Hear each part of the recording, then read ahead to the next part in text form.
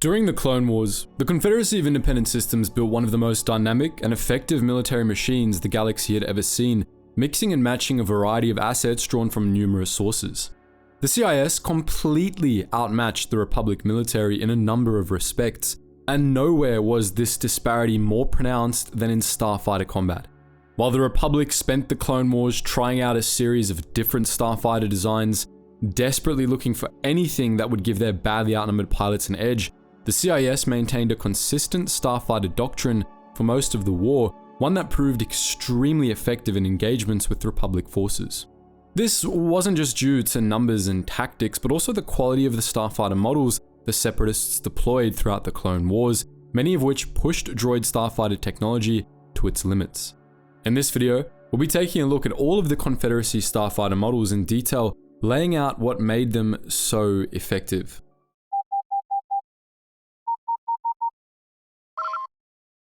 Attention, Sergeant on deck!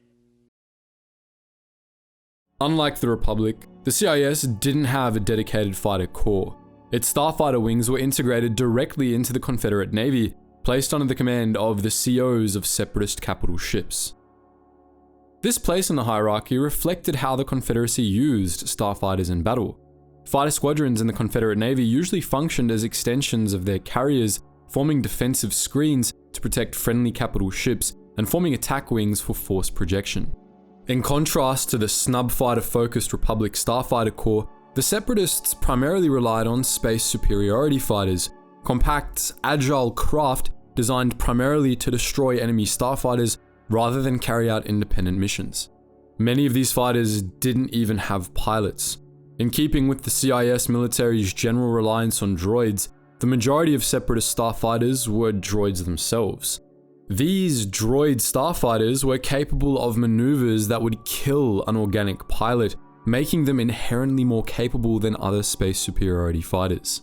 The CIS did have a few snub fighters in its arsenal, as well as a few piloted craft, but for the most part, autonomous space superiority fighters were the Confederacy's focus.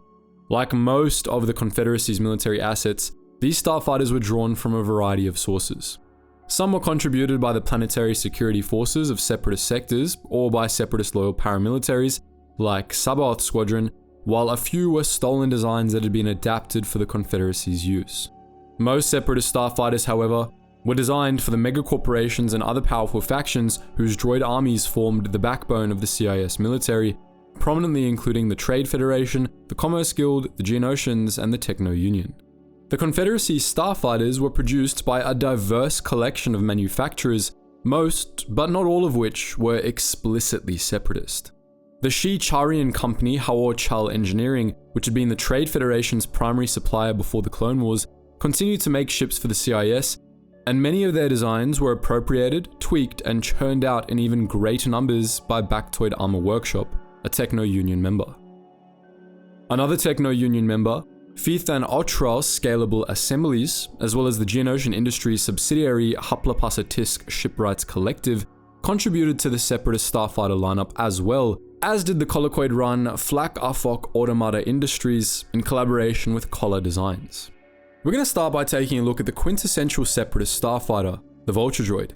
Formerly known as the Variable Geometry Self-Propelled Battle Droid, Mark I, or as the Vulture-class Starfighter, the Vulture Droid was a compact space superiority fighter originally designed by Hao Chal Engineering for the Trade Federation. This droid starfighter was meant to be deployed in large numbers to destroy enemy fighter craft and provide air support for the Trade Federation droid army, and it went on to serve as the primary interceptor and short-range attack fighter for the CIS as a whole. Vulture droids were the most numerous starfighters of the Clone Wars. In space battles, Republic pilots regularly faced thousands of these deadly craft, which were deployed in swarms from the Confederacy's carriers and battleships. The Vulture Droid was designed by Hao Chal Engineering and originally manufactured in the Shi-Cha Cathedral factories on Charos 4, and its design was typical of Shi-Charian manufacturing. The insectoid Shi-Charians were one of those species with a special gift for technology, and many of them were members of a religion called the Shi-Cha, which preached that high-precision manufacturing was a form of worship, a means of bringing the perfection of the afterlife into the world of the living. The Shi'Char zealots who staffed Charos IV's cathedral factories consequently held themselves to exacting standards, which made their products among the best in the galaxy.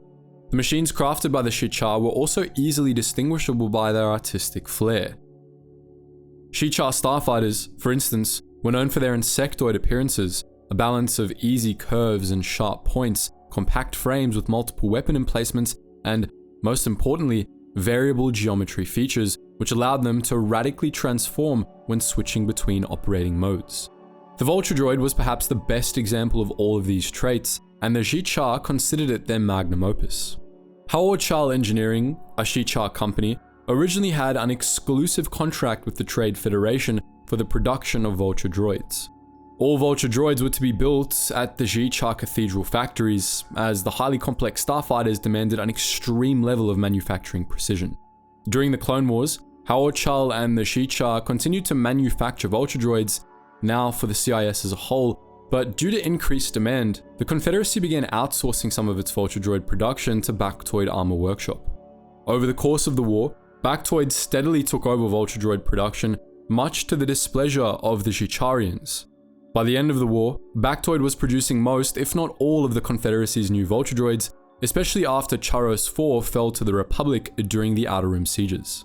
The Vulture Droid consisted of a flat, semicircular main fuselage, topped with a teardrop-shaped head and flanked by two pairs of elongated, shell-like winglets, which tapered to points at either end.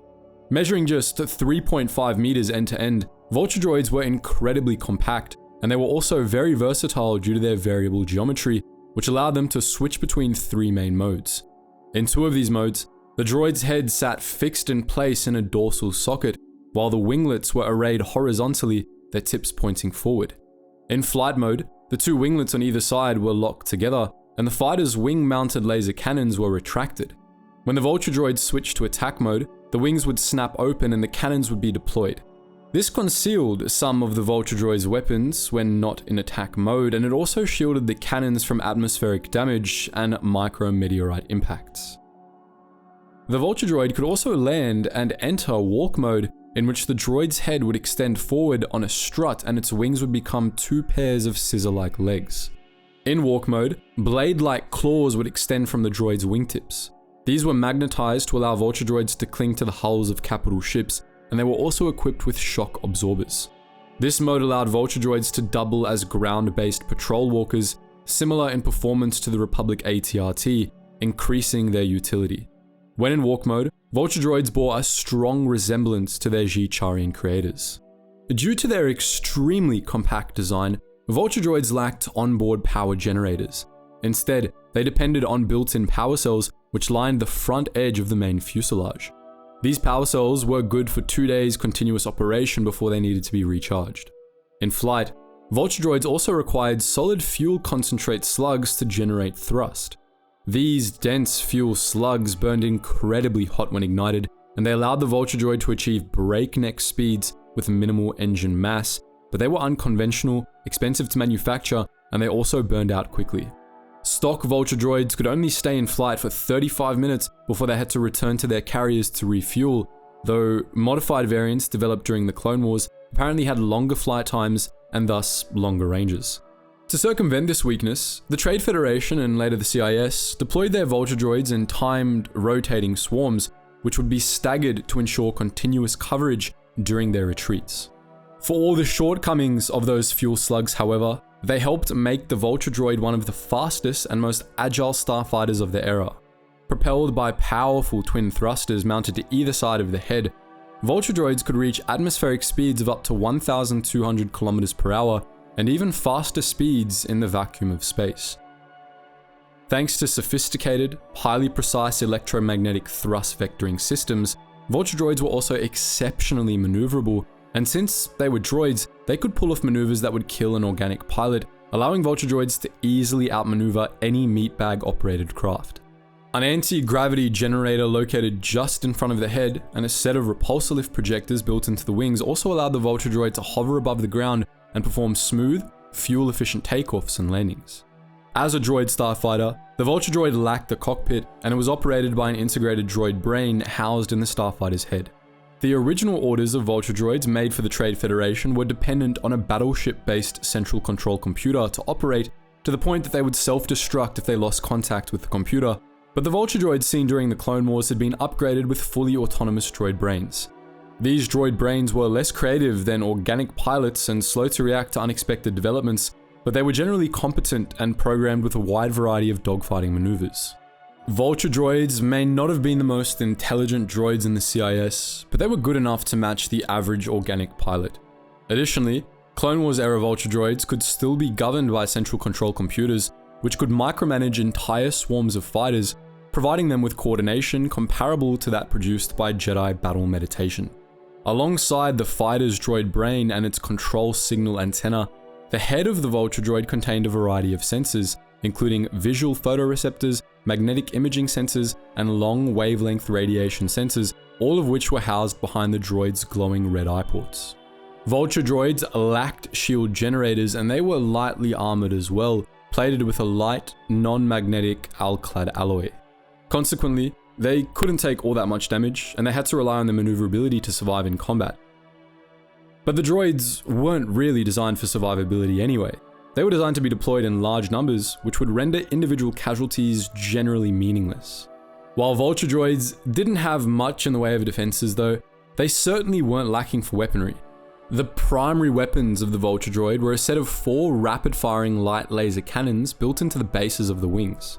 These cannons could only be fired in attack mode, and on top of their high rate of fire, they had exceptional accuracy, allowing them to tear up enemy craft quickly and efficiently. The Vulture Droid also boasted a pair of energy torpedo launchers, which were integrated into the main fuselage in front of the head. These fired energy torpedoes, bundles of explosive plasma that had a yield similar to a conventional torpedo. These were unguided and their launchers had a slow recharge rate, but they gave the Vulture Droid additional firepower, which was meant for softening up well-shielded snub fighters. The Vulture Droid's energy torpedo launchers could also function as secondary laser cannons, and they were the droid's primary weapons when it was in walk mode. Clone Wars era Vulture Droids also had hard points on the insides of their winglets for additional munitions, such as concussion missiles or Buzz Droid Discord missiles.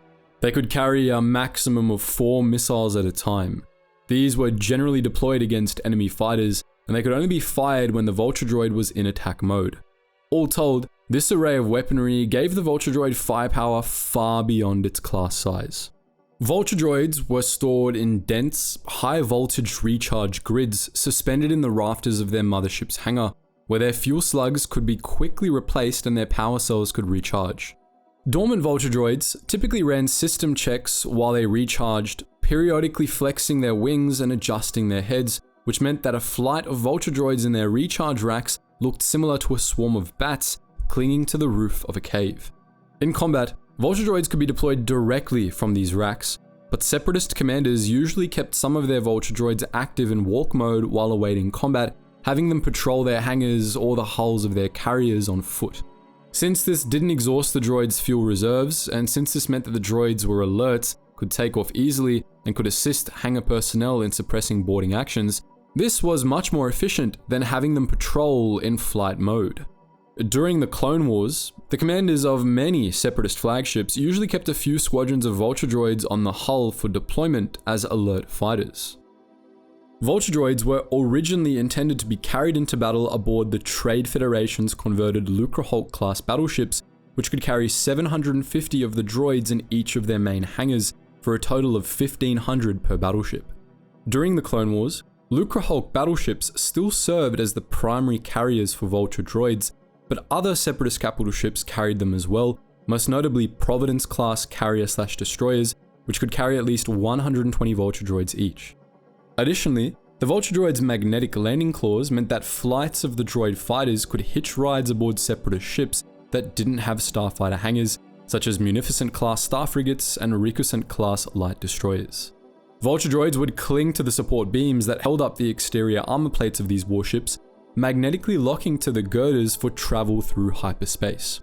Regardless of their carrier type, Vulture Droids were typically deployed in large swarms known as flights, which would overwhelm and outmaneuver enemy fighters before shredding them with their laser cannons. They were first deployed by the Trade Federation at Naboo in 32 BBY, after months of intensive testing on remote Trade Federation controlled worlds. In both the invasion and subsequent Battle of Naboo, the Vulture Droids performed well and destroyed many Naboo starfighters, though their performance was a little sluggish due to the central control computer being overtaxed. However, it ultimately made little difference as the Trade Federation was ultimately defeated. Despite this failure, the Trade Federation continued to use Vulture Droids as their primary starfighters after the Battle of Naboo, and when the Trade Federation pooled its military forces with those of other corporate factions to create the CIS droid army, it contributed its Vulture Droids to the Separatist cause as well. Vulture Droids saw plenty of action throughout the Clone Wars, beginning with the first Battle of Geonosis, in which swarms of Vulture Droids protected the orbiting ring sections of the Trade Federation's battleships from Republic forces. In the early months of the Clone Wars, the Vulture Droid was quickly adopted as the Confederacy's primary interceptor class, and Bactoid Armor Workshop began churning out new fighters to augment those being produced by Howard Chal. The Vulture Droids in the Confederate Navy were repainted from the standard Trade Federation tan and brown color scheme to Separatist blue and grey, and they became a mainstay of naval battles all over the galaxy. At every point in the Clone Wars, Vulture Droids were the most common Separatist Starfighter class, fighting in major naval battles above Virojansi, Rendili, Ryloth, Duro, and Coruscant, among many others. Modified versions with special upgrades were deployed in small numbers in certain theaters, but for the most part, the Geetsly's original design continued to hold up, and standard model Vulture Droids remained in use until the end of the war. Even after the Confederacy of Independent Systems ceased to exist, Vulture Droids would continue to see use from Separatist holdout factions, which deployed them en masse against the forces of the new Galactic Empire. But Vulture Droids weren't the only starfighters used by the Trade Federation, however, nor were they the only fighters the Trade Federation contributed to the Separatist cause. Howard Chal Engineering produced a bunch of support fighters for the Trade Federation's secret army, many of them oddball craft that only appear in a handful of sources. We don't have much information about any of them, so we're going to discuss both of the relevant ones in a quick lightning round. Alongside Vulture Droids in a series of gunships of unknown make, the Trade Federation contributed 2 of its starfighter classes to the Confederacy, the Scarab-class starfighter and an unnamed class of droid bomber. The Scarab-class starfighter was the predecessor to the Vulture Droid, and it was fairly similar in function and profile to its successor. The Scarab had a flat, elongated body with a shell-like wing mounted on struts to either side. In flight mode, the wings would be pressed flat against the body, but they would spring out in attack mode to unveil the fighter's weapons. Propelled by a single large thruster, the Scarab was much slower and less maneuverable than the Vulture Droid, with a maximum atmospheric speed of 900 km per hour, but it made up for this with tougher armor and shield generators. The Scarab-class fighter was meant to be operated by a single pilot, typically a droid, though some versions of the fighter were converted into automated droid starfighters instead. Like the Vulture Droid, the Scarab was armed with 4 laser cannons housed in the wings.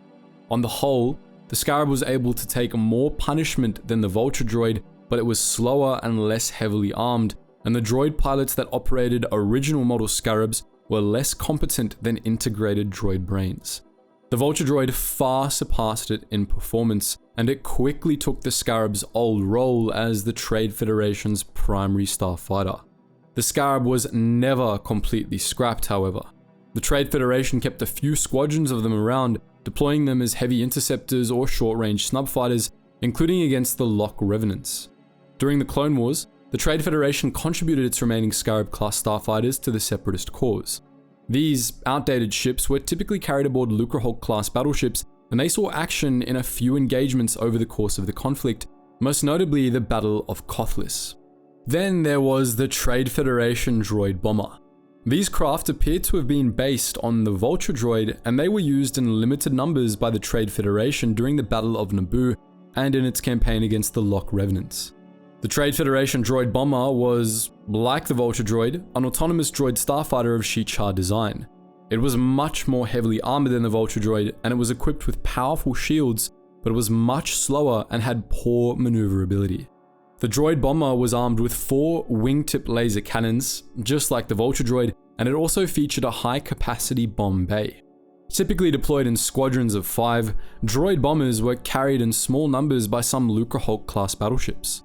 Prior to the Clone Wars, the droid bomber was the Trade Federation's primary bomber class. It was typically deployed as air support for ground forces, bombarding hard targets from above, though it could also be deployed in attack runs against capital ships. The droid bomber could inflict plenty of damage, but it was quite easy to shoot down, even with its shields and armor. Nonetheless, the Trade Federation kept using it as its main bomber class, and after the start of the Clone Wars, the CIS began using it as well. However, the advent of much more effective Separatist droid bombers meant that the Trade Federation droid bomber didn't see all that much use. Its sole known engagement was at the Battle of Vidav in 20 BBY. But the Trade Federation was far from the only contributor to the CIS military, and another of the Confederacy's major backers, the Geonosians, supplied starfighters of their own.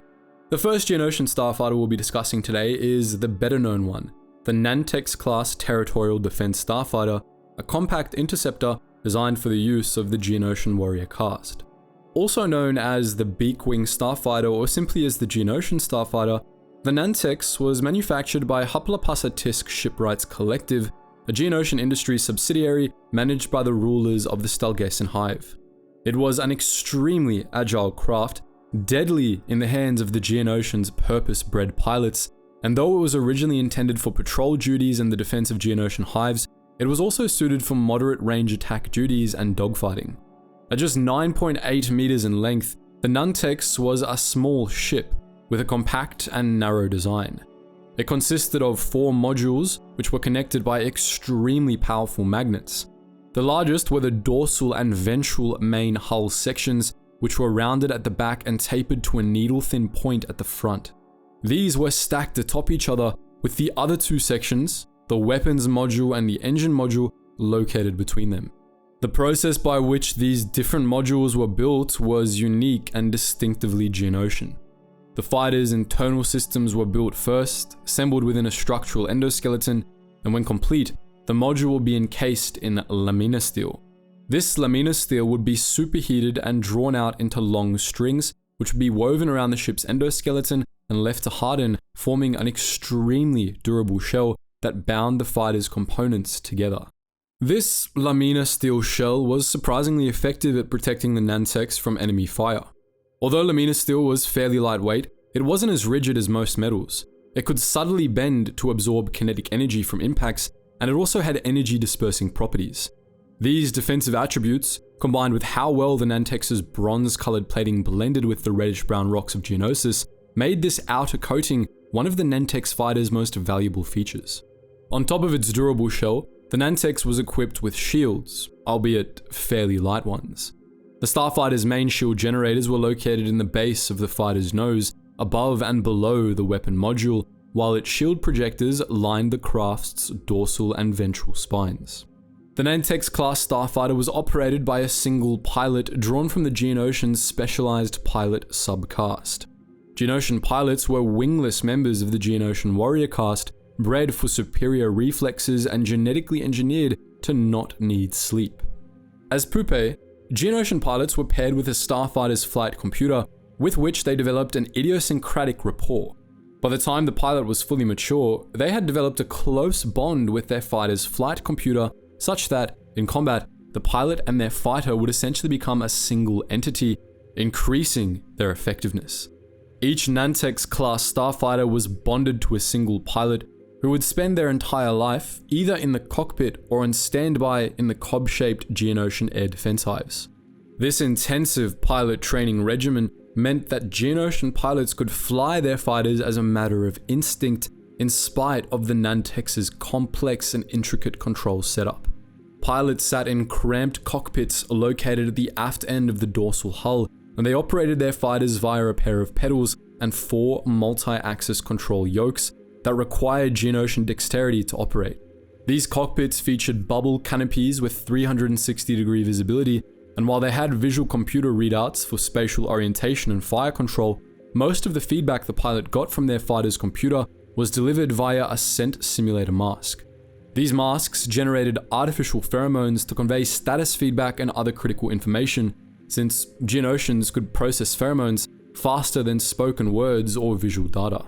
Nantex fighters' scent simulator masks could also be used by Geonosian flight controllers and air marshals to adjust the pilot's mood and relay squadron orders.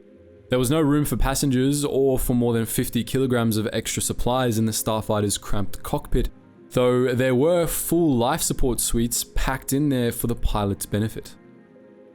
The Nantex-class Starfighter was powered by an onboard main reactor, which took up almost the entire after portion of the ventral hull, along with the ship's power converters, ventral fuel tanks, and landing gear. This reactor was connected directly to the Starfighter's engine module, which lay between the two hulls at the aft end of the ship. The Geonosians made a number of engine module variants, including a more powerful booster engine version, but most fighters were equipped with the stock engine module, which contained a pair of thrusters housed in a single engine orb. These thrusters were small, but they were obscenely powerful due to the Nantex's highly efficient engine design. As a consequence, the Starfighter could reach speeds of 1,250 kilometers per hour in atmosphere, and it could accelerate at up to 4,500 G in open space. The Nantex was also exceptionally maneuverable, primarily due to the unique design of its engine module. The engine orb was connected to the reactor and the propellant tanks by a complex system of flexible lines, which allowed it to rotate within its socket to adjust the direction of thrust streams. The Starfighter's array of small tractor beam generators, which we'll discuss more in a bit, also improved its maneuverability, making constant minor adjustments to the Starfighter's trajectory. All of these factors made the Nantex-class Starfighter faster than the Vulture Droid and about as maneuverable, with its performance in dogfights limited only by the G-force tolerances of the pilot. It isn't known whether Geonosian pilots were more or less durable than human pilots in this regard, though it certainly seems like they didn't get dizzy at least, judging by the way they like to constantly spin around while in combat. A number of secondary features were also packed into the Nantex's narrow frame, improving its versatility and combat performance. The front end of the engine module housed powerful long-range scanners, while the aft portion of the dorsal hull housed communications transceivers and an integrated flight computer, which kept the Starfighter in contact with its hive. The fighter was equipped with an internal gravity generator and a series of inertial compensators for the sake of the pilot, which were housed within the forward prongs of the craft. Both of these prongs were also lined with miniature tractor beam projectors, which played a unique role in how the Nantex operated. In total, the Nantex-class Starfighter featured 100 independently targeted narrow-beam tractor repulsor projectors, 25 on either side of either prong. These could subtly adjust the Starfighter's trajectory for increased maneuverability, adjust the path of the craft's weapons fire to improve accuracy, and they could even grab onto enemy craft if the Nantex got close enough, hampering targets' maneuverability and making it easier for the pilot to land a kill shot. Contrary to what some have claimed, those bugs could indeed aim, and their Starfighters practically had built-in aim assist to make it easier. Along with these tractor beam projectors, the Nantex was armed with a single main weapon mounted in the Starfighter's midships weapons module. Typically, beak wings were armed with a single long-barreled laser cannon which fired amethyst-colored bolts. These guns were extremely accurate and quite powerful, rated at 10 trillion joules per shot, and like the Nantex's thrusters, they were mounted in a socket that gave the turret a fairly wide axis of rotation, allowing the Starfighter to make shots at extreme angles. Like with the engine module, weapons modules for Nantex-class Starfighters were modular, allowing the fighter's laser cannons to be swapped out for ion cannons or advanced scanner suites if need be, though this wasn't done all that commonly. Nantex-class Starfighters were typically stored in Geonosis's air defense hives, where squadrons of the fighter were kept on constant alert status, ready to be launched at a moment's notice to defend the hive against marauding protectors or unwelcome off-worlders. In these hives, Nantex fighters were locked into sets of docking clamps along the hive walls. Recharge cables, blaster gas hoses, and propellant tubes would be hooked up to ports along the aft half of the Starfighter, refilling all its consumables, while the aft part of the dorsal hull would pop open to allow access to the cockpit. The Nantex's landing gear meant that it could land at other hangars or on the Geonosian surface, but it had to return to an air defense hive or to a specially outfitted capital ship to refuel.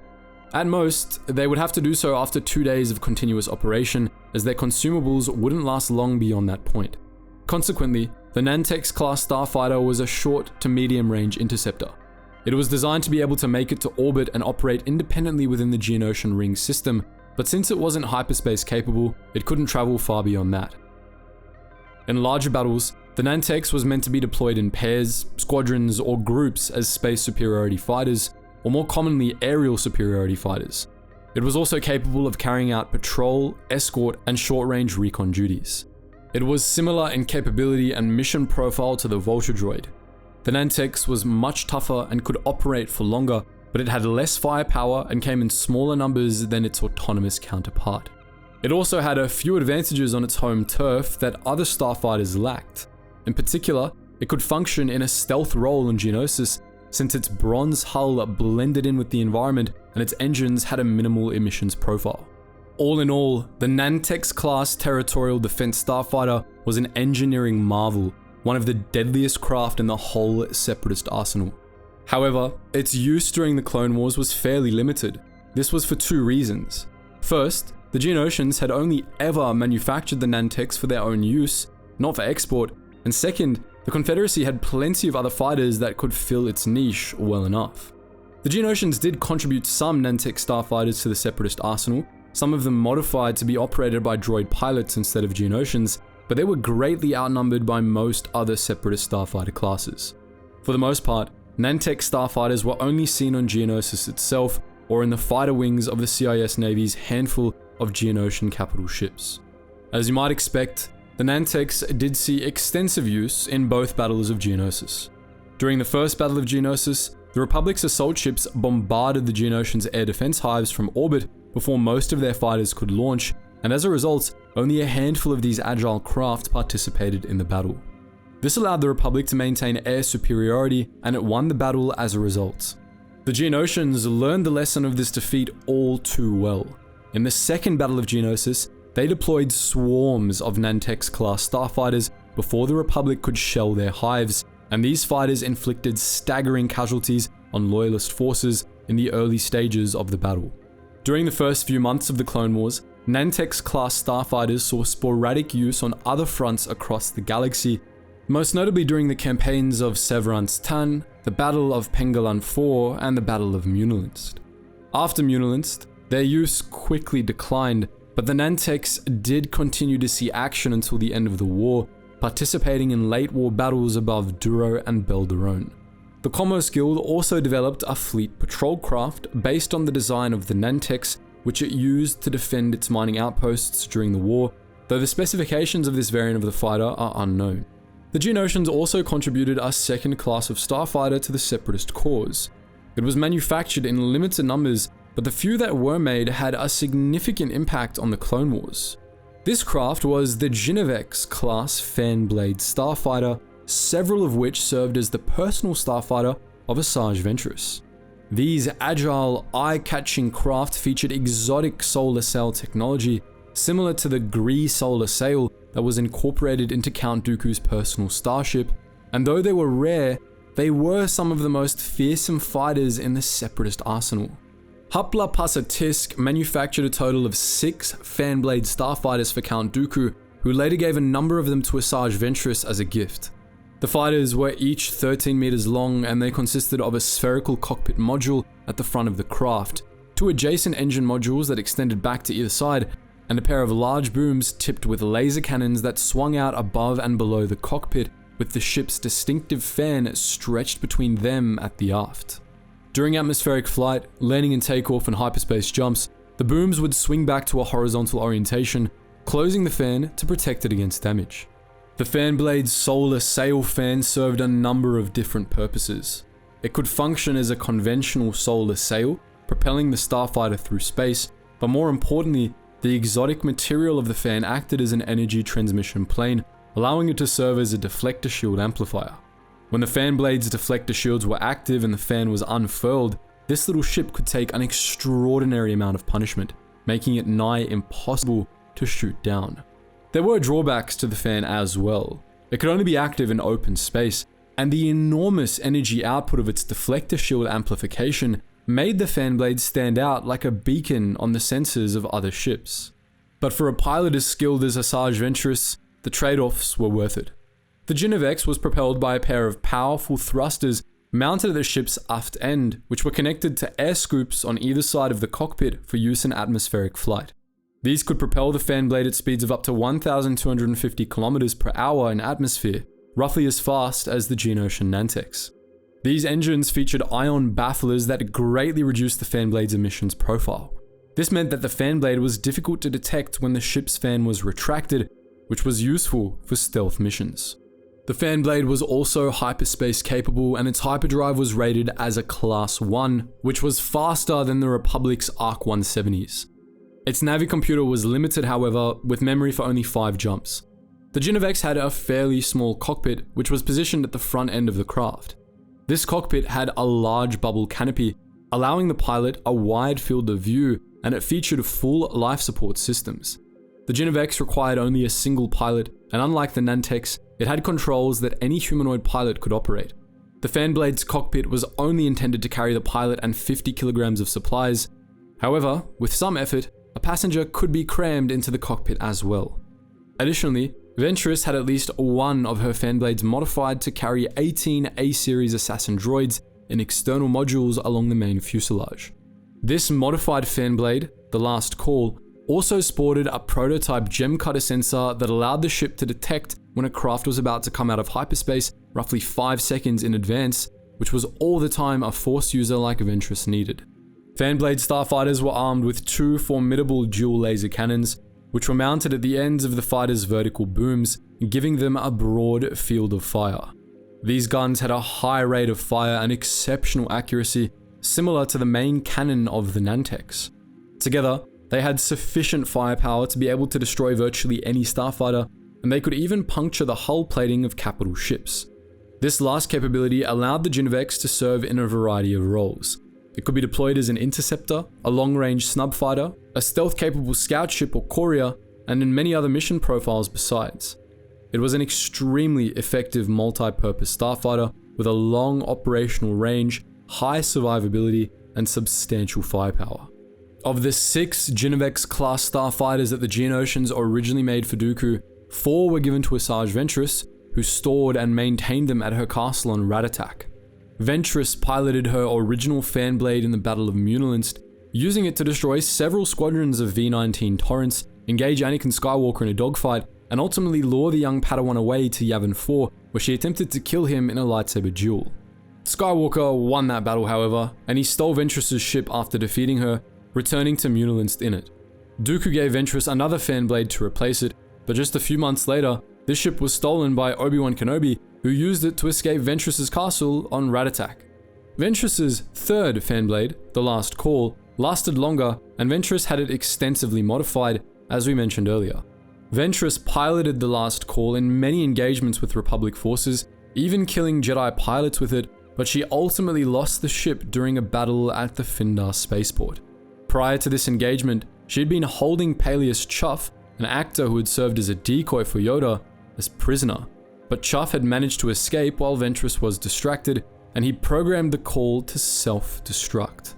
Dooku eventually gave Ventress a 4th Fanblade, which she used in the Battle of Selust midway through the war, only for this Genoveks to be shot down by Anakin Skywalker shortly before Dooku betrayed Ventress and attempted to have her killed.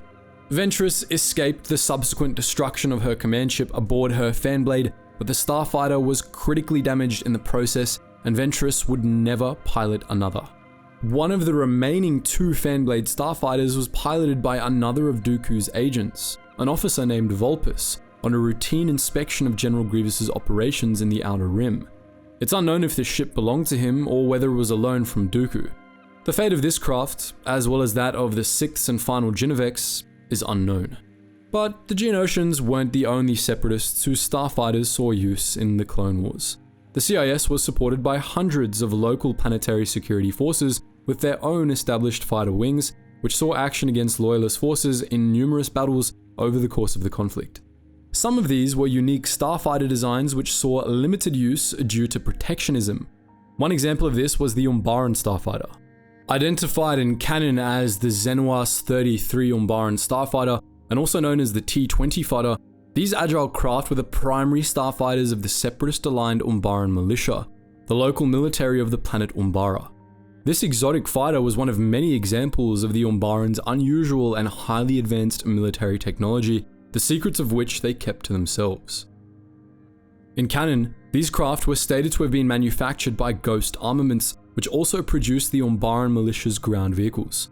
Similar to the Geonosian Nantex-class fighter, the Umbaran Starfighter was meant as a planetary defense interceptor, though it could also function as an assault snub fighter. The Umbaran Starfighter had what could be generously described as a bizarre design. Out of universe, it was apparently modelled on the cervical vertebra of an Apatosaurus. The main body of the craft flared out toward the aft end, with the ship's control chair mounted on its front, encased with an array shield bubble.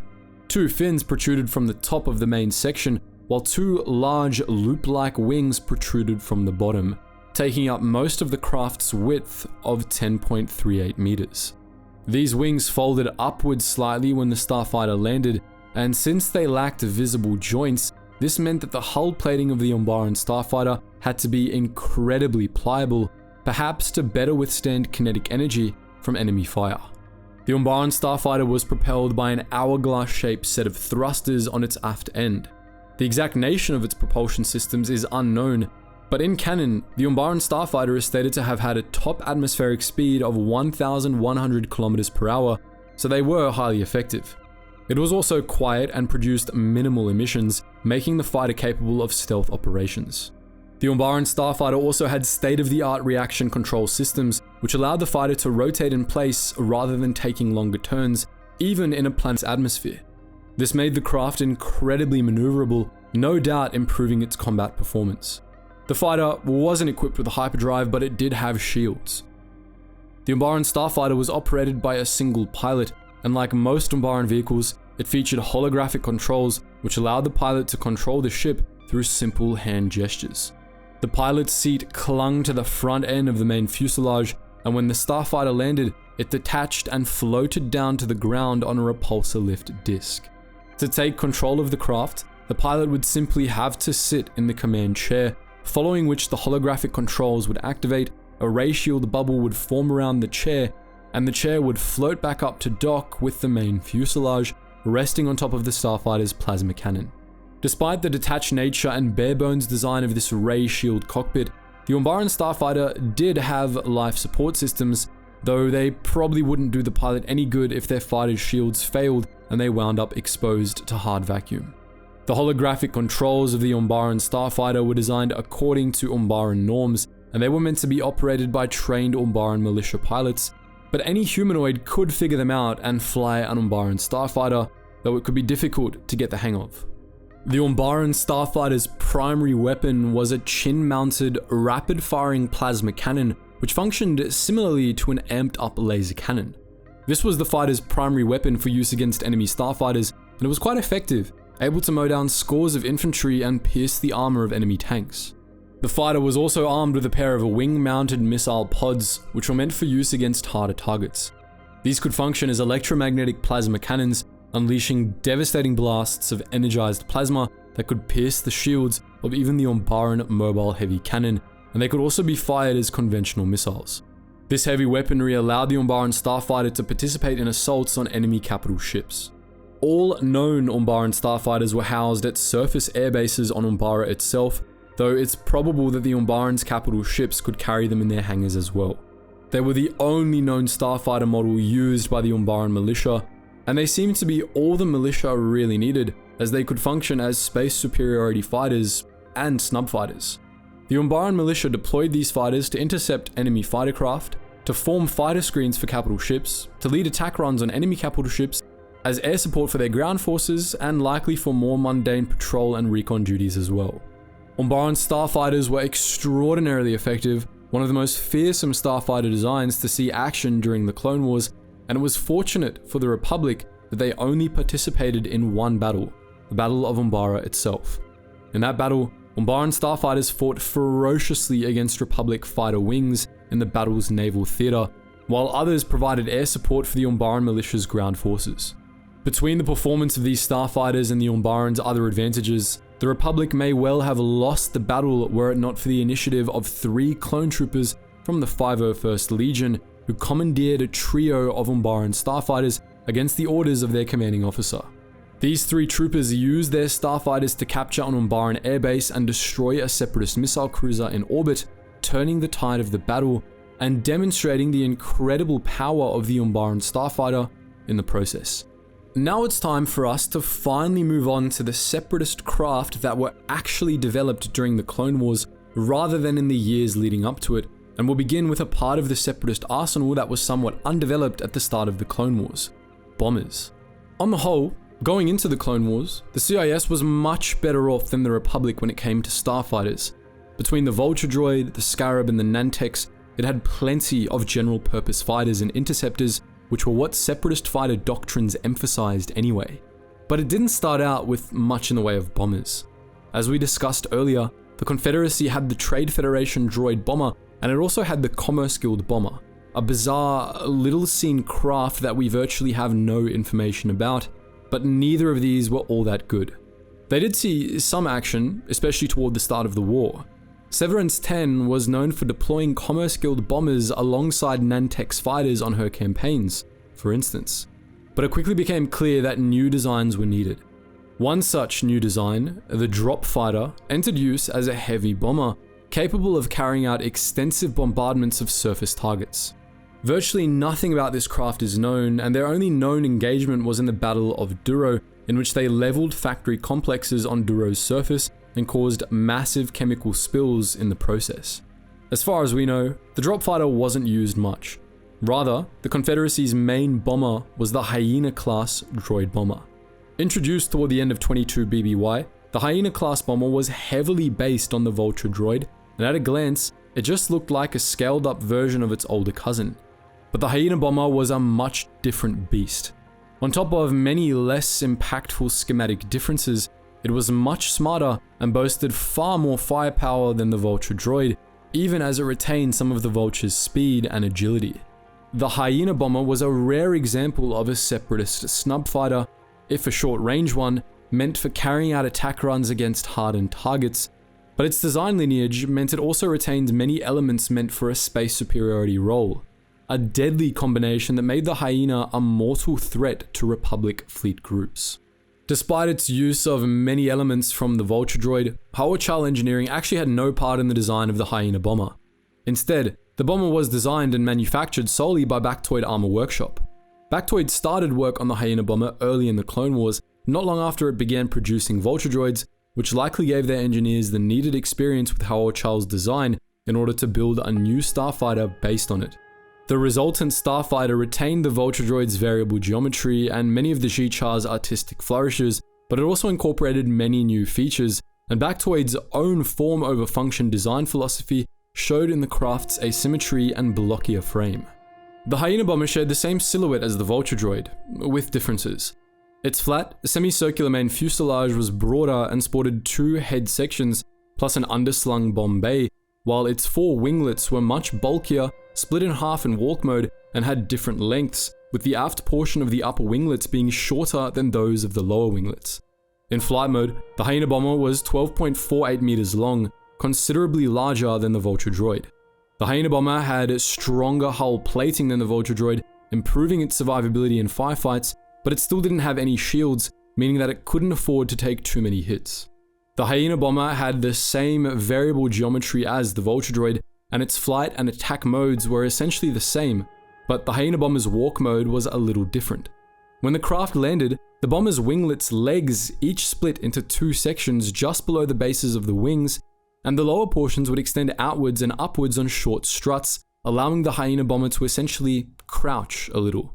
It was never established why exactly Bactoid implemented this little feature, especially since it seems like it would make the legs weaker and less stable. Our theory is that it was to lower the droid's main fuselage so that rearmament crews could more easily access the bomb bay. The Clone Wars episode, Liberty on Ryloth, supports this, showing that the Hyena bomber was just short enough in walk mode for B1s to be able to load the bomb bay from the ground. Apart from this little detail, Hyena bombers operated the same in walk mode as Vulture Droids, and the tips of their legs retained the retractable magnetized claws from their older cousins, allowing them to cling to the hulls of capital ships while awaiting combat. Hyena bombers in walk mode could function as light walkers, if clumsy and poorly armed ones, allowing them to patrol ground positions if their commanders desired. As a short-range, non-hyperspace capable attack craft, the Hyena bomber could only carry consumables for up to 48 hours, after which it would have to return to its carrier. Based on the compact nature of its frame, the Hyena bomber likely relied on power cells rather than an internal reactor like the Vulture Droid, but it's unknown if it also made use of short-lived solid fuel slugs or if it used more conventional fuel. Regardless, the Hyena was only slightly slower than the Vulture Droid, with a top atmospheric speed of 1,150 km per hour, considerably faster than any other Clone Wars era bomber. The Hyena bomber was maneuverable as well, and even if it wasn't as nimble as the Vulture Droid, its nature as a droid starfighter enabled it to pull off maneuvers an organic pilot wouldn't be able to survive, giving it an edge in dogfights. As a droid starfighter, the Hyena bomber had no cockpit or crew, and it was operated by an integrated droid brain housed in the starfighter's starboard head. Hyena bombers had more intelligent droid brains than Vulture droids, as their designers intended to make them more cunning and more capable of making decisions independently than their more simplistic predecessors. This made Hyena bombers much trickier combatants than Vulture droids, as they were more likely to attempt complex tactics. Though Hyena bombers likely came with a built-in control signal antenna for maintaining consistent contact with their mothership, they weren't designed to be micromanaged by a central control computer, which meant that they were always able to make the most of their increased intelligence. Apart from the bomber's droid brain, the Hyena bomber's starboard head also housed a variety of sensor systems, including photoreceptors, which, like on the Vulture Droid, sat behind a pair of slit-like red eye ports. Additional sensor systems were housed in the droid's other head, the main portion of which was located on the underside of the Hyena bomber's hull. This second head was capable of popping out on a strut while in walk mode, like the main head, and its main feature was a single large camera-like photoreceptor, which was likely a targeting rangefinder meant for use in bombing runs. The weaponry of the Hyena bomber isn't very consistent across all sources. It's possible that the droids came in several different weapons configurations. Many sources establish that the Hyena bomber was armed with 4 light laser cannons mounted on the wings, just like the Vulture Droid. However, these weapons are absent from most depictions of the craft, including the original model from the Clone Wars. Similarly, while all depictions of the Hyena bomber clearly show it had a pair of energy torpedo launchers or light laser cannons built into the main fuselage, these aren't listed among the fighter's weapons in any sources. Regardless, the Hyena bomber was definitely armed with light laser cannons, either 4 on the wings or 2 on the main fuselage, or possibly both. These weapons were roughly as powerful and accurate as the main guns of the Vulture Droid, and they allowed the Hyena bomber to hold its own in dogfights. Sources are more consistent about the Hyena bomber's ordnance load, fortunately. As a bomber, the Hyena was designed to carry all sorts of heavy ordnance, which were used in assaults on capital ships, bombing runs against surface targets, or on similar missions. Hyena bombers each featured 2 missile launchers and a ventral bomb chute. They could carry 12 missiles, 6 per launcher, and at least 4 bombs at a time. Hyena bombers could be outfitted with proton torpedoes, concussion missiles, or a mix of both, and they usually dropped proton bombs. This gave the Hyena a similar ordnance capacity to the Republic Y-Wing, which allowed a squadron of Hyena bombers to devastate ground targets or outright destroy capital ships. Hyena bombers could be carried into battle by Providence-class carrier/destroyers, and presumably also Lucrehulk-class battleships, and it's possible that, like Vulture droids, they could also hitch rides aboard capital ships that lacked starfighter hangars. It's unknown if they recharged in energized racks suspended from the hangar rafters of their carriers, like Vulture droids did, and in the Clone Wars episode Cat and Mouse, Hyena bombers can be seen grounded like ordinary fighters while dormant, but it's possible that these craft were just on standby and that Hyena bombers were normally stored and maintained differently. Either way, Hyena bombers were certainly capable of a rapid deployment like their smaller cousins, and they were also capable of patrolling the hulls of their carriers while awaiting action. Hyena bombers were typically deployed in much smaller numbers than Vulture droids. Separatist carriers usually only had a few squadrons of them. Squadrons of Hyena bombers were fairly small and usually operated independently. Only the most important targets would face more than one Hyena bomber squadron at a time. However, even in small numbers, Hyena bombers could make a big difference. They were suitable for a wide variety of roles. Usually, they functioned as planetary or naval bombers, but their laser cannons and high maneuverability meant they were also capable of dogfighting.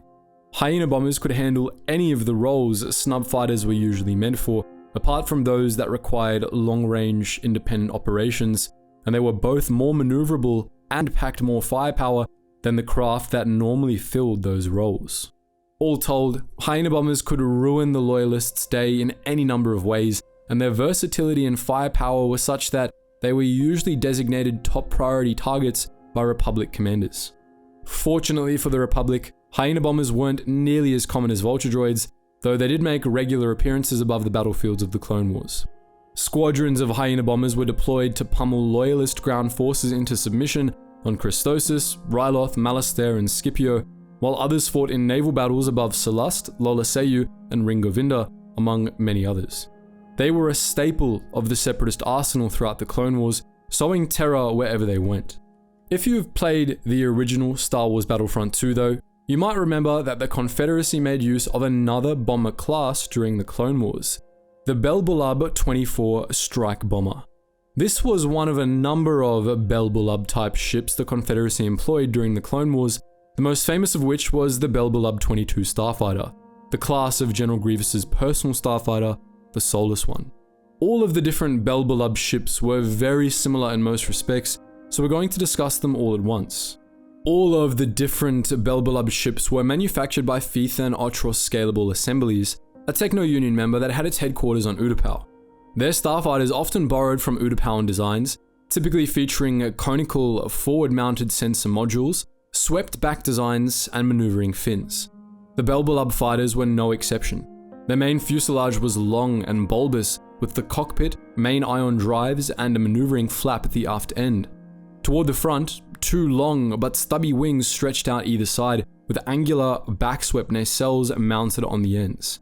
All told, the Belbullab clocked in at 6.71 meters long, making it fairly small, even for a starfighter, but it packed a lot into its compact frame. The Belbullab fighters were all designed to be operated by a single living pilot, though most of the Confederacy's Belbullab bombers were instead piloted by droids. The fighter's cockpit was mounted at the aft end of the main fuselage, and it was decently spacious, equipped with full life support systems for the sake of organic pilots. The Belbullab was operated by a simple reinforced control yoke and triangular touchscreen panel, which most humanoids could operate intuitively. The cockpit didn't have room for any passengers, but it did have storage for 160 kilograms of cargo. The Belbullab's onboard reactor and power converters took up the front half of the ship's main fuselage, while the craft's engine systems were located beneath the cockpit and within the large, side-mounted nacelles. The Starfighter's main thrusters were a pair of ion drives just aft of the cockpit, while each of the nacelles featured a set of auxiliary thrusters. This array of engines gave the Belbullab a top speed of 1,100 km per hour in atmosphere, allowing it to keep pace with the Utapauan Porax 38 Starfighter. The Starfighter was also quite maneuverable, owing to a number of little-seen features. One was a thrust vectoring fin mounted at the very aft end of the ship, behind the cockpit, which could adjust the trajectory of the main thruster streams. This fin was angled upwards to allow the aft landing leg to deploy when the Belbullab landed. The other was two large sets of lateral thrust ducts built into the nacelles, which allowed the Belbullab to make extremely sharp turns. This gave the Belbullab agility comparable to the Confederacy's droid fighters, though, of course, it was still limited by the tolerances of its pilots. The Belbullab's nacelles also contained repulsor lifts for use in takeoffs and landings, as well as the other two of the Starfighter's 3 landing legs. Unlike the vast majority of the Separatist Starfighters, and unlike most Republic Starfighters as well, the Belbullab Starfighter had an integrated hyperdrive and navicomputer which were located forward of the cockpit, sandwiched between the power converters and avionics. Standard Belbullab fighters had measly Class 6 hyperdrives, giving them a short range and slow hyperspace travel speeds, though General Grievous had the Soulless One upgraded with a top-of-the-line Class 2 hyperdrive, which was much faster and could take the general all across the galaxy. All of these systems took up most of the Belbullabs frame. The main fuselage was almost entirely taken up by the power systems, hyperdrive, cockpit, and engines, while the nacelles were mostly given over to the auxiliary and lateral thrusters. But the Belbullab did have a number of other integrated features. Its nacelles were tipped with large, comprehensive sensor clusters hidden beneath cone-shaped shells, which provided the pilot with a wealth of tactical and astrographical information while in combat, while a powerful shield generator was housed just behind the cockpit above the main thrusters. The Soulless One was upgraded with highly sophisticated compact HoloNet transceivers. These gave Grievous full access to the Separatist BattleNet, allowing him to monitor and issue orders to CIS forces all over the galaxy.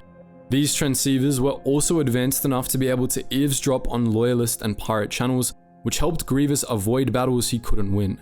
The Soulless One also had built-in sensor jammers, which made it hard for enemy fleets to spot and doubly hard for Republic forces to listen in on his own communications. On top of its powerful deflector shields, the Belbullab was very heavily armored for such a small and agile craft, with virtually no weak spots in its plating, which enabled even stock Belbullabs to shrug off far more damage than most craft of their size. General Grievous's Soulless One was even more heavily armored, boasting a thin but extremely durable layer of near impenetrable impervium over its ordinary armor plating, which allowed the Soulless One to survive a direct hit from anything short of a turbo laser. All Belbullab Starfighters were also quite well armed, although their armament differed between the different classes of the fighter. In fact, weaponry seems to have been the sole significant difference between the known Belbullab Starfighter classes. Belbullab 22 Starfighters, including the Soulless One, were each armed with 2 rapid-firing triple-barreled laser cannons mounted adjacent to the nacelles. These guns were quite powerful, giving their parent craft roughly equivalent firepower to a Republic V-Wing, and they could easily tear through anything that wound up in front of a Belbullab 22. The Belbullab 23 heavy assault craft, a variant of the Belbullab 22, came with heavier weaponry with unknown specifications, while the Belbullab 24 strike bomber was armed with 2 slow-firing laser cannons mounted in the same place as the Belbullab 22's guns, as well as 2 concussion missile launchers and a bomb chute. The Belbullab 24 could carry a total of 12 concussion missiles per launcher, as well as an unknown number of proton bombs. This would give the Belbullab 24 a similar ordnance load to the Hyena-class bomber. Belbullab 22, 23, and 24 Starfighters all saw use in the CIS Navy over the course of the Clone Wars, mostly during the later stages of the conflict, though they weren't nearly as common as many of the Confederacy's other craft. All 3 were dedicated snub fighters capable of long-range deployment, though they filled slightly different niches. The Belbullab 22 was more a general-purpose attack craft, capable of dogfighting, punching holes in enemy fighter screens, and attacking lighter enemy capital ships. It functioned similarly to the Republic Arc 170, but it was seemingly used far less. The Belbullab 24, meanwhile, was a dedicated bomber intended pretty much exclusively for attack runs against capital ships, and it was likely deployed mostly for missions that the Hyena bomber was too lightly armored to pull off. The Belbullab 23's exact role is unknown. Belbullabs were typically carried into battle by Providence-class carrier/destroyers, but their hyperdrives meant they could also operate independently on long-range missions, though the Confederacy rarely used its starfighters in this manner. It's unknown when exactly these craft started to see use in Separatist fighter wings, with the exception of the Soulless One. However, they seem to have only started seeing extensive use during the Outer Rim sieges. The only known engagement of stock Belbullab 22s, for instance, was in the Battle of Catanamortia, in which large numbers of the craft participated. However, enough Belbullab 22s were produced for them to become popular among private owners and early rebel cells after the Clone Wars, so this was almost definitely not their only engagement. Belbullab 24s, meanwhile, seem to have been fairly common during the Outer Rim sieges, outright usurping the Hyena bombers' place in Separatist Starfighter lineups in some fleets. For the most part though, most records of Belbullab Starfighters in action concerned General Grievous's Soulless One. Grievous used this ship to travel between the many different fleets and strongholds he had spread across the galaxy, as well as to flee battles that weren't going his way. He also occasionally used the Soulless One for its intended purpose, leading Separatist fighter wings into battle and dogfighting with Jedi pilots. Grievous usually had the Soulless One maintained either on his flagship, the Invisible Hand, or at his fortress on the third moon of Asek, and he usually flew alongside a squadron known as Escort Flight, which consisted of rogue-class starfighters operated by the Confederacy's most elite Magna Guard pilots. Grievous took possession of the Soulless One before the start of the Clone Wars, as he used the ship to escape Geonosis during the first battle of the conflict. The Starfighter made sporadic appearances throughout the war, and Grievous last used it to travel to Utapau, which he conquered for use as a hiding place for the Separatist Council toward the end of the war. During the Battle of Utapau, Grievous attempted to flee to the Soulless One and escape, only to be killed mere meters from his Starfighter by Obi-Wan Kenobi, who later commandeered the ship to escape the planet himself. The Belbullab was a bit of an anomaly among Separatist Starfighters. It fit in with the Republic's fighter doctrine, with its emphasis on durable long-range snub fighters more than it did with the Confederacy's short-range interceptor swarm model. But it wasn't the only such fighter in the Separatist arsenal. The Rogue-class Starfighter filled a similar role. This craft, which you might remember from Star Wars The Clone Wars, was actually a knockoff of a more obscure Utapauan Starfighter class, the Porax 38 Starfighter, which can very briefly be seen in Revenge of the Sith. The Porax 38 was designed and built by Bupa Torskill Abbey Devices, an Utapauan starship manufacturer, for the use of Utapau's local security force. It was intended to be the main component of Utapau's space forces, similar to the Naboo N1 Starfighter, since the Utapauans only had a handful of small capital ships due to Trade Federation arms embargoes. The Porax 38 was the primary fighter class of Utapau's rugged starfighter force, and it was designed to be versatile and independent, a long-range snub fighter capable of operating all across the sector.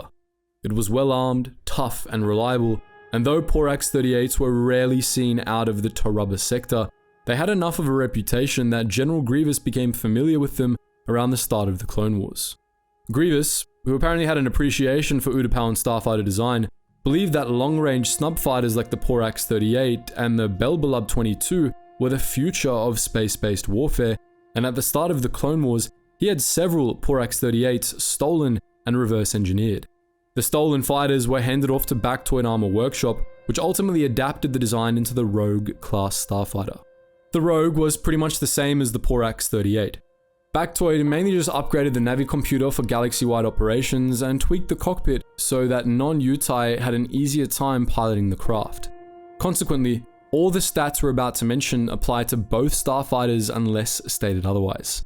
The Rogue-class Starfighter consisted of a wide and mostly flat wing section tipped with laser cannons, a bulbous cockpit module at the wing's midpoint, and two long torpedo-like nacelles close to either end of the wing, the latter of which made up a majority of the fighter's bulk. The fighter was 12.7 meters long and 12.88 meters wide, and it had a unique dual-reactor design. Each of the Rogue's nacelles contained one of the fighter's two hypermatter annihilation reactors, which, together with the fighter's fuel tanks, made up the middle portion of each nacelle. These reactors worked in tandem to power the fighter. At the aft end of the nacelles were the Rogue's ion engines, which were flanked by a pair of high-capacity heat exchanger pods. Each nacelle contained a single main ion thruster, but each ion engine also featured a series of dorsal and ventral thruster branch vents, which could redirect thrust up or down for pitch maneuvers.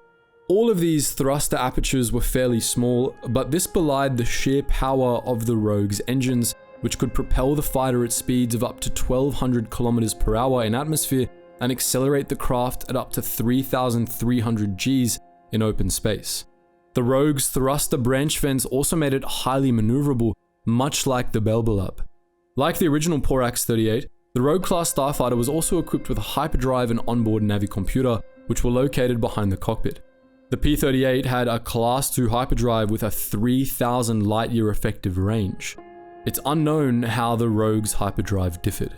Apart from these basic attributes, the Rogue-class Starfighter was packed full of additional features, which were meant to help it undertake missions without the assistance of a larger carrier.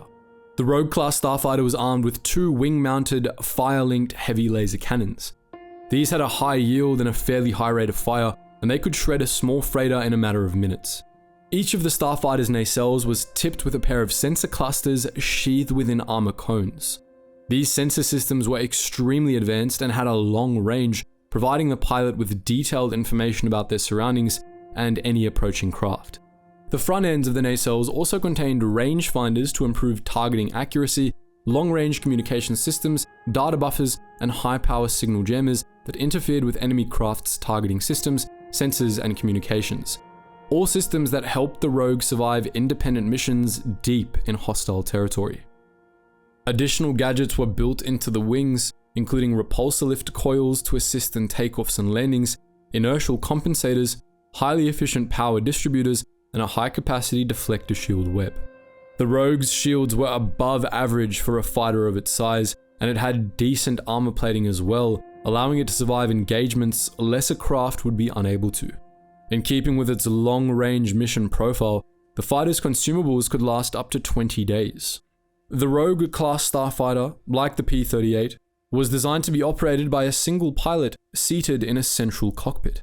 The Rogue had a larger cockpit than the Porax-38, enabling non-Utai to pilot it.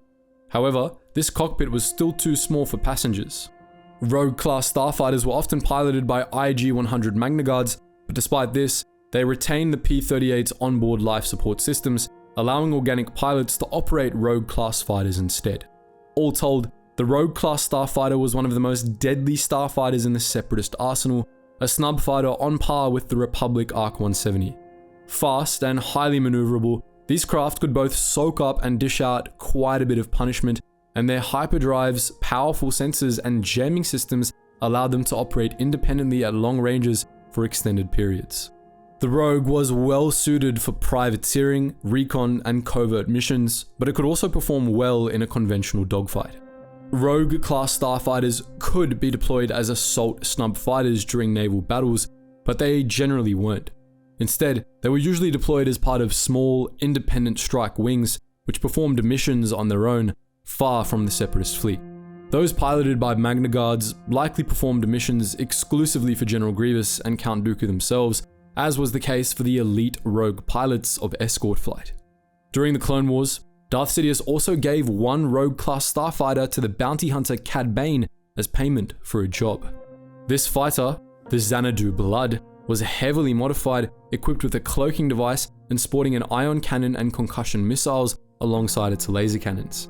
Bane used the Xanadu Blood on several missions throughout the Clone Wars, some for Darth Sidious and some for the Hutts. During the later stages of the Clone Wars, the Confederacy experimented with expanding its Starfighter roster with more specialized ships, many of which ended up only playing minor roles in the conflict. Some of these, like the needle-nosed Vanguard Picket and the autonomous kamikaze craft known as Spearhead Droids, received only fleeting, non-descriptive mentions in some sources. Others, like the sleek, sub-pro designed Nova Sword Space Superiority Fighter, were open market fighters that the CIS bought in limited numbers for its elite pilots. Each of these examples had only one confirmed appearance. Dirge piloted a Nova Sword during his final mission in the Carthax system, while Vanguard Pickets defended the Separatist fleet during the Battle of Belderone, and Spearhead Droids participated in suicide runs against buildings during the Battle of Coruscant. One of these miscellaneous late war designs that deserves a bit of a closer look is the Mankvim 418 Light Interceptor. Also known as the Techno-Union Starfighter or the Rattletrap, these craft were designed to be made quickly and cheaply out of local materials on occupied worlds, typically in makeshift factories that were hastily assembled themselves. The Mankvim 418 was designed by Fethan Otros Scalable Assemblies, and during the final days of the Clone Wars, they were produced in great numbers in makeshift factories on occupied Utapau. The Mankvim was hardly the pinnacle of quality when it came to Starfighter design, but it wasn't supposed to be. It was supposed to be easily and quickly mass-produced, and then deployed in swarms against enemy forces. At 10.7 meters long, the Mankvim was actually bigger than it looks, and it had a sleek, rocket-like design with a smooth main fuselage that tapered at both ends, flanked by a pair of stubby, shark fin-shaped wings. Most of the Mankvim consisted of an internal reactor feeding a large engine system, with pretty much all of the fighter's other components strapped on top of it. The fighter's fuel tanks were small, only carrying 2 hours worth of propellant, meaning that, like the Vulture Droid, the Mankvim had to return to its carrier or airbase regularly. The Mankvim was propelled by a single high-velocity ion drive, which could propel the Starfighter at breakneck speeds of 1,450 kilometers per hour in atmosphere, and which had a maximum acceleration of 3,400 Gs in open space. The ion thruster featured a paddle-shaped magnetized thrust vectoring rudder and a series of tiny side thrusters to assist in maneuvering, while the wings contained repulsor lifts and also provided a degree of aerodynamic lift in atmospheric flight. All of these features made the Mankvim extraordinarily fast and agile, that lacked the extreme maneuverability of the Confederacy's droid starfighters. That was because, despite its incredibly cheap construction, the Mankvim was actually intended to be operated by a pilot rather than a built-in droid brain, though these were still typically droid pilots. Obviously, the Mankvim lacked a hyperdrive, but it did have deflector shield generators, and its shields were pretty durable. That was a necessary feature, as the shields were virtually the only thing keeping the ship intact. The Mankvim's armor was minimal, and given the quality of its construction, we'd bet a light tap would probably be enough to cripple an unshielded rattletrap. The Mankvim was also lightly armored, boasting only 2 light laser cannons. These were rapid firing but had low stopping power, and they were mounted in the fighter's nose cone to either side of its sensor package. All told, the Mankvim was basically the bare minimum as far as starfighters were concerned, which was by design. These craft were a product of the Outer Rim sieges, born of a shortage of resources and reinforcements, and they were designed to fulfill the same role as the Vulture Droid without requiring the extremely precise manufacturing that the Vulture Droid did. Mankvims were short-range space superiority fighters developed in swarms to defend Separatist strongholds during the Outer Rim sieges, typically from surface airbases rather than from capital ships. Their only known outings were from the final days of the war, during the Battle of Utapau and the Battle of Mokana. The Mankvim 814 was a symbol of desperation, the last-ditch attempt of the crumbling Confederacy to hold its battered forces together. Our last Separatist Starfighter, however, was anything but. Not all of the Confederacy's late warfighter designs were made to simply be cheap and mass-producible, and one later war design, the Droid Tri-Fighter, wasn't only the best starfighter ever deployed by the Separatists, but it was also quite possibly the deadliest space superiority fighter of all time. These exceptionally agile, highly intelligent, and well-armed craft were the bane of many veteran clone pilots, and even some Jedi. Made to defend CIS fleet groups and punch through Republic starfighter screens, the Tri-Fighter was the epitome of space superiority fighter design, an interceptor that only the most gifted of Jedi pilots could outfly. This unusual starfighter was the brainchild of the Colicoid Creation Nest, and it was developed in conjunction with Collar Designs, a Colicoid think tank that had helped the Nest design many of its most infamous products. The Colicoid Creation Nest didn't manufacture the Tri-Fighter, however. Instead, Collar Designs collaborated with another Colicoid firm, Flak Arfok Automata Industries, to produce the craft in bulk. Like other Colicoid creations, the Tri-Fighter had an aggressive personality and was built for peak lethality, without any of the corner cutting that many of the other Separatist manufacturers were deeply prone to. The Tri-Fighter's unconventional, deeply alien design was another Colicoid staple. Modeled after the skull of a terrifying predator from Collar 4's prehistory, the Tri-Fighter consisted of 3 curved, outwards tapering arms wrapped around a central reactor ball, all of which connected at a forward weapons module and the aft engine cluster. The fighter was extremely compact and measured just 5.4 meters long, presenting a tiny target profile to the enemy. Unlike the Vulture Droid, the Tri-Fighter was powered by a built-in, magnetically confined reactor, which was housed in a heavily armored gyroscopic ball. This reactor's output was supplemented by onboard power cells, which were housed within the interior ridges of the fighter's arms. The Starfighter was propelled by a trio of ion thrusters, which were clustered at the aft end of the fighter. These thrusters burned conventional liquid fuel, which was housed in tanks in the aft halves of the Tri-Fighter's arms. The Tri-Fighter's thrusters were quite powerful, such that, in open space, the ship could accelerate at up to 3,600 Gs, faster than any other Separatist Starfighter. In atmosphere, it could reach up to speeds of 1,050 kilometers per hour. Powerful repulsor lifts built into the arms also made the Tri-Fighter exceptionally maneuverable, and as a droid starfighter, it was capable of maneuvers that would kill an organic pilot. Few could match the Tri-Fighter for speed or agility, which served it well in dogfights. However, their massive output also meant that the fighter's propulsion systems ran a little hot. To mitigate this, the Tri-Fighter's arms were lined with cooling radiators along their outer edges, and the fighter also had a trio of heat sinks in between the ion drives. In addition, midway down each of the arms was an armorless, thin-paneled section where part of the fuel tank was exposed, which allowed excess radiation from the fighter's fuel to be vented harmlessly into space. The Tri-Fighter had no hyperdrive, and it also lacked shield generators. Though its armor plating was surprisingly tough for such a small craft, especially around the reactor core, it couldn't shrug off too much damage, and in a dogfight, Tri-Fighters tended to rely on their maneuverability over their durability. Nonetheless, unlike most space superiority fighters, Tri-Fighters had a surprisingly long range, and they could even operate semi-independently within the confines of a star system. Their fuel reserves were sufficient for 2 days of continuous operation, and a highly sensitive control and communications transceiver dish located at the aft end of the reactor ball allowed Tri-Fighters to maintain a strong fix on their carrier's control signal at long ranges. The Tri-Fighter was operated by an integrated droid brain, which wrapped around the base of the fighter's main laser cannon at the front end of the craft.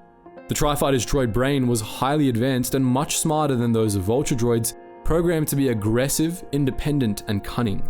They operated completely independently of central control computer signals, although they were capable of linking their intelligence systems with those of other Tri-Fighters, allowing a squadron of the craft to operate with coordination that only a Jedi battle meld could match. Tri-Fighters could rapidly analyze, mimic, and even predict the tactics of enemy pilots, and their own tactics were quite sophisticated. On top of their intelligence, Tri-Fighters were noted to be bloodthirsty and exceptionally determined by Republic pilots, making them all the more deadly. The capability of the Tri-Fighter's droid brains was augmented by a constant influx of information from a comprehensive sensor suite, which included a pair of visual photoreceptors, 2 target scanners, and X-ray and gamma-ray projectors. They were primarily intended for anti-starfighter actions, but it was nonetheless armed with a variety of weaponry. Its main gun was a powerful, nose-mounted heavy laser cannon, which had a high yield and could quickly burn through the shields of a Republic ARC-170. Each of the Tri-Fighter's arms also featured a smaller, rapid-firing light laser cannon.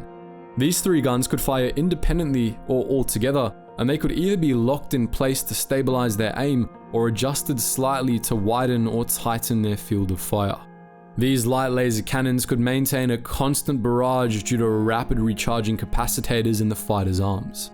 Additionally, a set of underslung armaments allowed the Tri-Fighter to carry ordnance, usually either 6 medium concussion missiles or 2 Buzz Droid Discord missiles.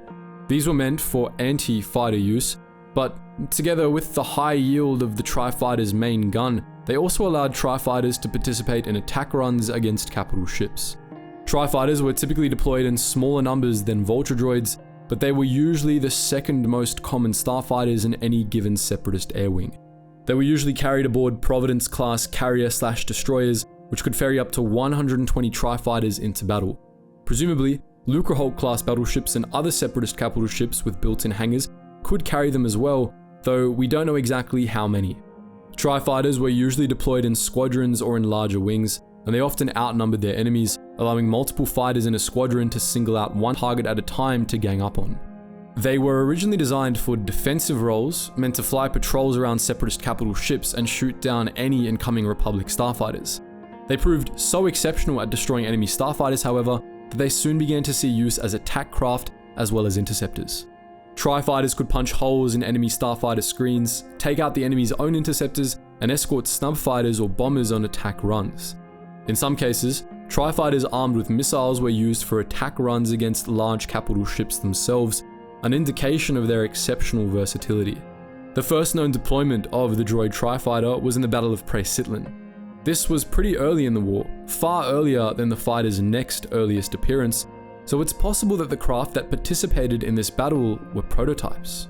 Regardless, Tri-Fighters didn't start seeing full-scale use until late 21 BBY, when a wing of Tri-Fighters commanded by Asajj Ventress played a key role in the Battle of Selast.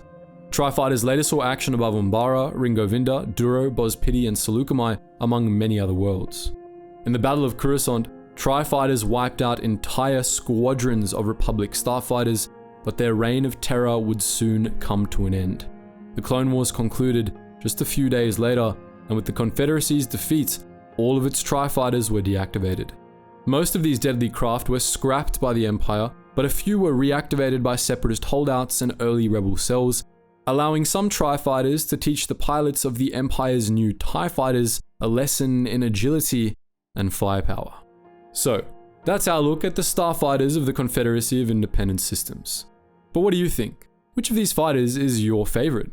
Let us know in the comment section below, and as always guys, thank you so much for watching, and I hope to see you in the next video.